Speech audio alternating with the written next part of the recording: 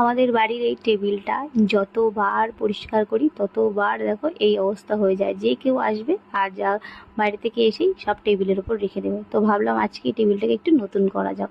তো ফার্স্টেই আমার এই ভাইটা সব জিনিসপত্র সরিয়ে দিয়ে টেবিলটাকে একটু মুছে পরিষ্কার করে দিয়েছে। দেওয়ার পরে আমি এই ওয়াল স্টিকারগুলো এনেছিলাম, কোনো কাজ করার জন্য এনেছিলাম, তো সেটাও করেছি। করার পর অনেকটাই থেকে গেছিলো, তো ভাবলাম এই টেবিলটাকে আজকে লাগিয়ে দিয়ে একটু নতুন করব।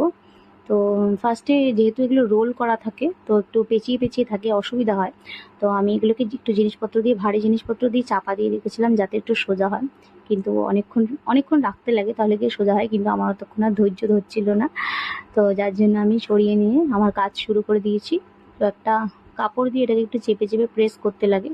আর প্রচণ্ড আঠা থাকে, দুজন তিনজন হলে একটু সুবিধা হয়, কিন্তু আমি একাই লাগাচ্ছিলাম তো একটু এদিক ওদিক হয়েছে। যাই হোক, লাগিয়েছি টেবিলটা। লাগানোর পর দেখো এরকম